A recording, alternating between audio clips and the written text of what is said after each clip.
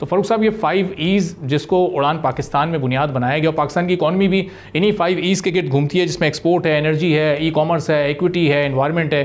तो अब इन तमाम को देखते हुए ये अगले 5 साल की एक बड़ी बेहतर मनसूबाबंदी आपको लग रही है? एग्जीक्यूशन बेहतर अंदाज से हो सकेगी और कितना बड़ा गेम चेंजर हो सकता है प्लान आगे चलकर?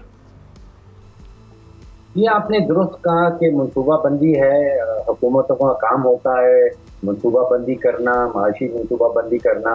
तो नहायत ही आप समझिए कि खुश आइन एक कदम सामने नजर आया है कि मनसूबाबंदी हो रही है। मनसूबाबंदी का मतलब यह है कि हुकूमत की चाहत भी है, हुकूमत चाहती है कि वो GDP ग्रोथ जो है उसको 6% पे ले जाए। हुकूमत चाहती है कि एक्सपोर्ट को $30 अरब से $60 अरब पे ले जाए। लेकिन चाहत से आगे मामला जो है वो इस्लाहाती इक़दाम पे आ जाता है। अभी तो मनसूबाबंदी है, मनसूबाबंदी कागजी कार्रवाई है।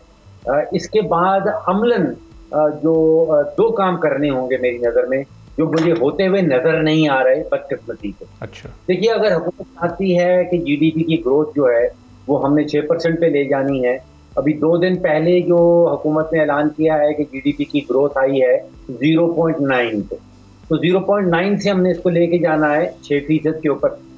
और उसका तरीकाकार तो एक ही है, और वो तरीकाकार है कि सनती पैदावार को बढ़ाया जाए।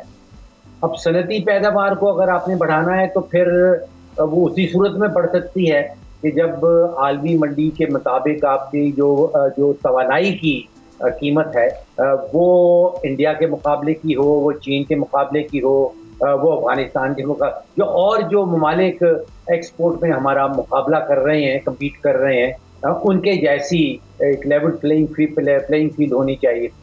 अगर हम अपनी एक्सपोर्ट बढ़ाना चाह रहे हैं, 30 अरब से 60 अरब पे लेके जाना है, तो जाहिरी बात है कि जब तक सनती पैदावार नहीं बढ़ेगी वो $30 अरब से हम 60 अरब पे नहीं पहुंच सकते।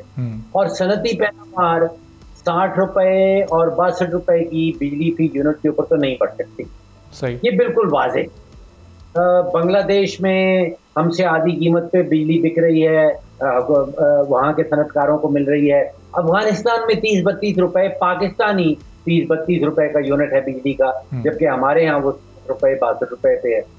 तो जब तक इस्लाहाती इक़दामात सामने नहीं आएंगे, अभी जो वक्त गुजरा है इस हुकूमत का उसमें इस्लाहाती इक़दामात सामने नहीं आए, और उसका लुत्फ़, उसका नतीजा जो है वो आपने देखा है 0.9% जो GDP की ग्रोथ है। देखिए, मामला इतना पेचीदा नहीं है, मईशत को बड़ा पेचीदा बना के पेश कर दिया जाता है। मामला वैसे 2 हैं असली मामला जी। एक ये है कि जो पाकिस्तानी सार्फिन हैं, जो कंज्यूमर है, जो शहरी हैं 24 करोड़, उनकी कुव्वत खरीद को किस तरह बढ़ाना है, उनकी कुव्वत खरीद को बढ़ाना है और सनती पैदावार बढ़ानी। मामले 2 ही हैं। और पिछले जो 18 महीने गुजरे हैं, आप देखिए कि बिजली की कीमत में लगभग 100% इजाफा है, और हुकूमती अदाद-ओ-शुमार जो पाकिस्तान ब्यूरो ऑफ स्टैटिस्टिक्स के हैं कि गैस की कीमत में 804% इजाफा हुआ। और नतीजा क्या निकला? क्योंकि तवानाई की कीमत इतनी तेजी से बढ़ी, सनती पैदावार नीचे गई है। क्योंकि तवानाई की कीमत, बिजली के बिल, गैस के बिल इतनी तेजी से बढ़े, तो आपकी और मेरी जो कुव्वत खरीद है, आप समझिए कि ख़त्म हो गई। बिजली का बिल देने के बाद, गैस का बिल देने के बाद फिर हम सोच में पड़ जाते हैं कि बिजली का बिल देना है या बच्चों की फीस देनी है।